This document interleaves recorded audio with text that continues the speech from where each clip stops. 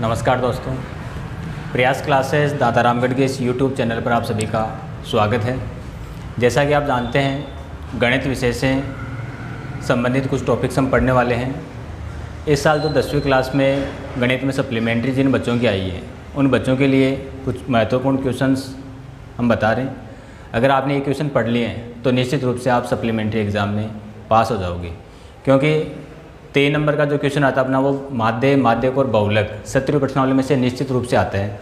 तो उन्हीं में से एक सरल सा टॉपिक अपना बहुलक, जिसके बारे में हम पढ़ेंगे।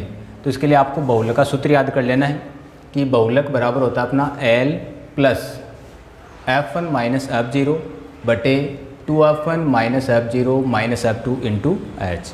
अब इसका क्वेश्चन किस प्रकार से आता है वो आप देखेंगे। आपको कुछ वर्गीकृत सारणी मिलेगी और एग्जाम में वर्गीकृत सारणी का ही क्वेश्चन आता है निश्चित रूप से। कुछ प्राप्तांक आपको दे रखे हैं, जैसे 0 से 10 है, 10 से 20 है, और इनको प्राप्त करने वाले छात्रों की संख्या आपको दे रखी है 5, 12, 14, 10, 8 से इस प्रकार से। और इस वर्गीकृत सारणी से हम बहुलक ज्ञात करेंगे, क्योंकि परीक्षा में अपना वर्गीकृत सारणी से बहुलक या माध्य और माध्यक पूछा जाता है। तो देखते हैं, ये आपका क्वेश्चन था और इसको हल करने के लिए आप सारणी को थोड़ा व्यवस्थित करेंगे। आप यहाँ पर वर्ग लिखेंगे और ये जो छात्रों की संख्या है वो बारंबारता है, जिसको फ्रीक्वेंसी बोलते हैं, इसलिए इसको ऐप से दर्शाते हैं। तो जो प्राप्तांक है वो अपने वर्ग हो जाएंगे, जैसे 0 से 10, 10 से 20, 20 से 30, 30 से 40, 40 से 50, 50 से 60 और 60 तक दे रखा है। तो इनकी बारंबारताएं हमने लिखी यहाँ से देखकर 5, 12, 14, 10, 8 और ये 6। जैसे सारणी में पेपर में दे रखी थी उसके अनुसार हमने इसको वर्गीकृत सारणी के रूप में इस प्रकार से अरेंज कर लिया। अब हमें करना क्या है, जो फ्रीक्वेंसी आ रही है, फ्रीक्वेंसी में से f का जो मान है, सबसे बड़ा मान कौन सा वो आपको देखना है। क्योंकि यहाँ पर हम देख रहे हैं कि फ्रीक्वेंसी का सबसे बड़ा मान 14 है। इनमें से सबसे बड़ी संख्या कौन सी है? 14। तो हमने बहुलक वर्ग का सिलेक्शन कर लिया है। यहाँ पर हम यहाँ पर लिखते हैं कि चूँकि सर्वाधिक बारंबारता, सबसे बड़ी जो बारंबारता है वो कौन सी है हमारे पास? वो है 14। तो सर्वाधिक बारंबारता कौन सी है? 14। तो सर्वाधिक बारंबारता जो 14 है, तो उसके सामने का वर्ग हमने लिया। कौन सा वर्ग हो गया? 20 से 30। इसको हम बहुलक याद करें, इसलिए बहुलक वर्ग बोलते हैं। इसलिए बहुलक वर्ग कौन सा हो गया हमारा? बहुलक वर्ग हो गया 20 से 30। तो 20 से 30 ये बहुलक वर्ग हो गया। अब आपको सूत्र इसका याद है और सूत्र के अनुसार आप मान प्राप्त करेंगे। L होता है सूत्र में। जो बहुलक वर्ग आपने प्राप्त किया उसकी लोअर लिमिट L कहलाती है, इसलिए इसको L से लिखते हैं। तो यहाँ पर लोअर लिमिट, इनमें से छोटा मान कौन सा है अपना? 20 है। तो 20 को आप L के रूप में दर्शाएंगे, यानी कि L का मान कितना हो गया? 20। एक यहाँ आप ध्यान दें, गुणा में लास्ट में H आता है। H का मतलब होता है हाइट ऑफ क्लास, यानी वर्ग अंतराल। तो यहाँ पर H का मान कितना हमारे पास? इस वर्ग में अंतर कितना है? पूरे क्वेश्चन में कितने का अंतर चल रहा है? 0 से 10, 10 का अंतर हो गया। 10 से लेकर 20 तक 10 का अंतर हो गया। तो यहाँ 20 से लेकर 30 तक 10 का अंतर हो गया, इसलिए हमने H का मान क्या लिखा? 10 लिखा। अगर किसी क्वेश्चन में आ जाता है कि अपना 0 से 50, 50 से 100, तो वहाँ पर अंतर कितना रहता है? 50 रहता है। अब चूँकि यहाँ पर 20 से 30 में 10 का अंतर है, इसलिए H का मान कितना आ गया हमारे पास? 10 आ गया। नेक्स्ट हम लिखते हैं F1, F0 और F2। ये आपको देखना होता है F1 कौन सा है। तो F1 हो जाएगा जो बारंबारताएं हमने लिखी है उनमें से सबसे बड़ा जो मान है, सबसे बड़ा जो मान है वो F1 कहलाता है दोस्तों। तो F1 के जस्ट नीचे वाला जो मान रहता है उसको हम क्या बोलेंगे? F2 कहेंगे। और F0 कहाँ रह गया? F1 से ऊपर वाला मान क्या हो जाता है अपना? F0 हो जाता है। अब हम क्या करेंगे? बहुलक का सूत्र लिखेंगे और सूत्र में मान लिख देंगे। क्योंकि बहुलक का सूत्र आपको याद है, L plus F1 minus F0 upon 2F1 minus F0 minus F2 into में क्या आ जाता है? H। मान लिखेंगे, आप देख रहे हैं यहाँ से L की वैल्यू कितनी आ गई हमारे पास? 20। तो L का मान कितना हो गया हमारा? 20 लिखा आपने। ब्रैकेट में आप दर्शाएंगे 20 प्लस F1 का मान, फ्रीक्वेंसी कितनी आई थी आपके पास? F1 14, तो आपने 14 लिखा, माइनस F0 का मान कितना है यहाँ पर? 12, तो आपने 12 लिखा। बटे 2f1 यानी f1 का दोगुना। तो f1 कितना आपके पास 14, तो 2f1 क्या हो जाएगा f1 का दोगुना यानी 14 का दोगुना। तो 14 का दोगुना कितना हो गया 14 दूनी 28, तो आपने मान लिख दिया 28 माइनस f0, फिर से f0 का मान आपने लिखा क्या है 12 माइनस f2 का मान देख लिया आपने कितना लिखा हुआ है 10 इंटू h, तो h का मान आपने प्राप्त किया था कितना आया था 10। अब इसको हम सॉल्व कर लेंगे, ये 20 प्लस 14 में से 12 माइनस कर दिया कितना हो गया 2 बटे में 28 माइनस 12 और माइनस 10 कितने हो गए माइनस की 22 हो गई, इंटू में क्या चल रहा है 10। यहाँ आप देखेंगे 20 प्लस 2 बटे 28 में से 22 घटा दिया कितना आ गया अपना 6 इंटू 10, ये 2 से कैंसिल हो जाएगा, 2 एक कम 2, 2 3 6, यानी कि क्या आ गया आपके पास, इधर बताता हूँ, ये चल रहा अपना 20 प्लस 1/3 गुणा 10, तो 1 का 10 से गुणा हो गया, 10 से कम 10/3, तो इसको हमने लिखा 10/3। इसको आप सरल करेंगे तो 20 प्लस 10 में 3 का भाग लगाएंगे आप, तो 3 3 9, 3 3 9, 3 3 9 ऐसे चलता रहेगा, तो 20 और 3 23.33, तो ये अपना बहुलक आ जाता है। तो ये अपना आंसर हो गया। आप लिखेंगे अतः बहुलक बराबर आपने लिखा क्या 23.33, और ये अपना आंसर हो गया। तो इस प्रकार से आप बहुलक याद कर सकते हो। क्या करना होता है, वर्ग आपको क्वेश्चन में दे रखा होता है, जो बारंबारता है वो दे रखी होती है। यहाँ से आपको देखना तो सबसे बड़ा मान, बारंबारता का सर्वाधिक मान कौन सा है, वो क्या हो जाता है f1 हो जाता है, और f1 के सामने जो वर्ग होता है उसी को हम बहुलक वर्ग बोलते हैं। और बहुलक वर्ग से आप l और h का मान निकाल लेते हैं, उसी के अनुसार f0, f1 और f2 का मान प्राप्त करते हैं, और सूत्र याद आप कर लें, सूत्र के अनुसार मान लिख दें, उसको सरल करने से आपका उत्तर आ जाएगा।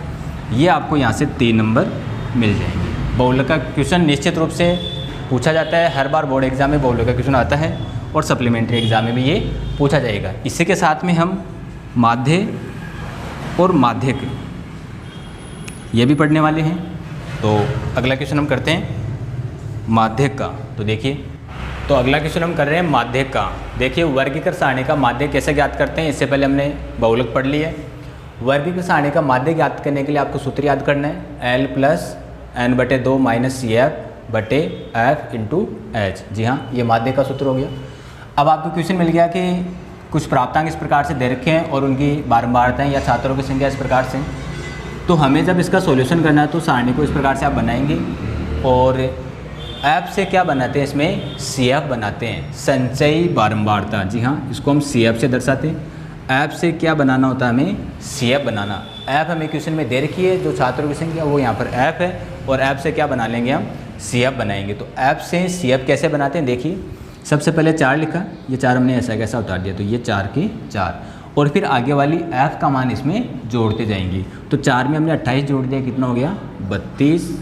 32 में जब ये 42 जुड़ जाएगा तो ये कितना हो जाएगा, देखिए 74।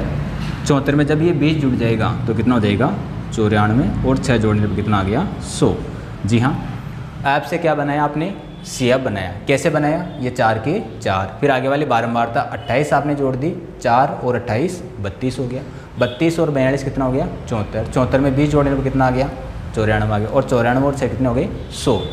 अब आगे अपनी प्रोसेस शुरू होती है माध्यक ज्ञात करने के लिए। क्या, ये जो लास्ट वाली वैल्यू आती है 100 यहाँ पर आया है, तो इसको हम कहते हैं n। जो लास्ट मान आता है अंतिम मान, यानी बारंबारताओं योग भी इसको हम कह सकते हैं। तो यहाँ पर जो लास्ट मान आया 100, अंतिम CF, उसको हम n बोलते हैं, और n का मान कितना है यहाँ पर 100, और n का मान 100 आया, इसलिए हम n/2 ज्ञात करते हैं। तो n/2 कितना हो गया 100/2, यानी 100 में 2 का भाग लगाएंगे, आप जानते हैं कितना आ जाएगा 50, और 50 से ठीक बड़ी CF आपको देखनी है। जी हाँ, ध्यान रखिए बड़ी CF। तो 50 से ठीक बड़ी CF कौन सी है, 4, 32, छोटा ही है 74। जी हाँ, 50 से ठीक बड़ा कौन हो गया यहाँ पर 74। हालांकि ये मान भी बड़े हैं, लेकिन इन सब 94 और 100 से पहले 74 ही है जो 50 से बड़ा हो गया। तो यहाँ पर आपने CF क्या लिखी 74। यहाँ से हम सेलेक्ट करते हैं माध्यक वर्ग। तो माध्यक वर्ग 74 के सामने का अपना वर्ग हो गया 20 से 30, तो यहाँ हम लिखते हैं माध्यक वर्ग। माध्यक वर्ग कितना हुआ, माध्यक वर्ग अपना हो गया 20 से 30। जी हाँ, तो माध्यक वर्ग 20 से 30। आपको मालूम है जैसे बहुलक में आपने एल और एच का मान प्राप्त किए थे, वैसे ही यहाँ पर भी आप एल और एच के मान लिखते हैं। तो यहाँ से एल बराबर यानी कि लोअर लिमिट, तो छोटा मान कौन सा है इसमें 20, तो एल का मान आपने लिख दिया 20 और एच का मान यानी कि वर्ग अंतराल हाइट ऑफ क्लास, तो यहाँ पर एच का मान कितना है 10 और एफ की वैल्यू कितनी है, क्योंकि सूत्र आपको याद है, एल का मान आपने मालूम कर लिया, एच का मान मालूम कर लिया, n/2 आपके पास 50 आ चुका है, एफ का मान कितना है, तो इसके सामने आप देख लीजिए वर्ग के सामने फ्रीक्वेंसी कितनी है 42 यानी कि 42, और सी एफ का आपको ध्यान रखना होता है, क्योंकि ये सी एफ चौतराई वो कौन सी सी एफ है, ये बड़ी सी एफ है, तो इसके जस्ट ऊपर वाली सी एफ होती है वो हम यहाँ पर काम में लेते हैं। तो 74 से जस्ट बड़ी सी एफ कौन सी हो गई 32। जी हाँ, तो यहाँ पर सी एफ कौन सी काम में लेते हैं हम 32 काम में लेते हैं। तो अपना एफ़ का मान आ गया था कितना 42 और सी एफ कितनी आई है हमारे पास 32। अब हम सूत्र लगाएंगे और उत्तर आ जाएंगे। कैसे, क्योंकि माध्यक बराबर हम जानते हैं L plus n/2 minus C F बटे एफ इंटू एच। तो देखिए मान लिख दीजिए, एल का मान कितना आपके पास 20 प्लस n/2, n का मान आया था हमारे पास 100, तो n/2 करने पर कितना आ गया था 50, तो n/2 की वैल्यू क्या पुट कर दिया आपने 50 माइनस सी एफ कितना आपका, सी एफ की वैल्यू 32 यानी कि 32 अपॉन एफ की वैल्यू 42 इंटू एच का मान कितना आया था आपके पास 10, तो ये गुणा में 10 लिख दिया आपने।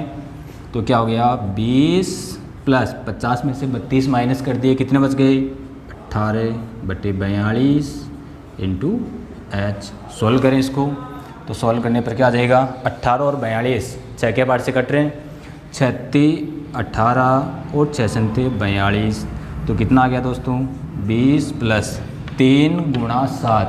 जी हाँ, जैसे 6 को 6 से हमने काट दिया था 18, 36 18 6 42, तो यहाँ 3 बार कट गया था, तो 3 का 10 से गुणा हो जाएगा, 10 × 30/7। 30 में हम भाग लगाएंगे 7 का, तो हमारे पास क्या आ जाएगा 20 प्लस 30 में 7 का भाग लगा लीजिए, 7 चौक 28, कितना बच गया 2, आगे कोई डिजिट नहीं है तो पॉइंट लगाएंगे, पॉइंट के बाद यहाँ 0 आ जाएगा, 7 दूनी 14, कितना बच गया 6, फिर से 0 उतार लिया, 60 के लिए 7 × 8 56, इस प्रकार से चलता जाएगा भाग, तो 4.28, तो 30/7 का मान हमारे पास क्या आ गया 4.28, तो हम यहाँ लिखेंगे 4.28 और इसको जोड़ने पर 20 और 4 24, तो इस प्रकार से 24.28 ये क्या आ गया हमारे पास माध्यक आ गया। ये अगर आपने सीख लिया तो आपके 3 नंबर ये भी पूरे पके, 3 नंबर माध्यक के और 3 नंबर बहुलक के, इस प्रकार से आपके 6 नंबर कन्फर्म हो जाते हैं। ठीक है, अगला क्वेश्चन करेंगे हम माध्य का। माध्य देखिए, और वर्ग के सारणी से माध्य ज्ञात करने की अपने साधारण विधि होती है प्रत्यक्ष विधि सिग्मा एफ बटे सिग्मा एफ। हमने क्वेश्चन के अनुसार टेबल बनाई, वर्ग आपको दे रखे हैं 0 से 10, 10 से 20, 30 इस प्रकार से, और बारंबार दें 6, 10, 13, 7 और 4। हमें यहाँ योग और करना होता है, तो योग हम बाद में करेंगे, इसके लिए आपको माध्य की विधि सीखनी है पहले। तो माध्य में क्या आता है, अक्स का मान हमें ज्ञात करना होता है। जी हाँ, सिग्मा एफ एक्स बटे सिग्मा एफ, सिग्मा का मतलब सम होता है टोटल, तो एफ को अक्स से गुणा करने पर जो संख्या आएगी उन सब का हम करेंगे सिग्मा यानी कि जोड़ करेंगे। अब गुणा करने के लिए पहले आप अक्स का मान प्राप्त कीजिए। अक्स क्या होता है, जो वर्ग में दे रखा होता है उस वर्ग का मध्य मान होता है। जी हाँ, अक्स क्या होता है, ये जो वर्ग दे रखा होता है इस वर्ग के बीच का मान होता है। तो 0 से 10, तो 0 और 10 के बीच में हमारे पास क्या होता है 5 होता है, तो हमने 5 लिखा। ऐसे 10 और 20 के बीच में क्या संख्या आ जाती है हमारी 15। नेक्स्ट 25, 35 और ये क्या हो गया 45।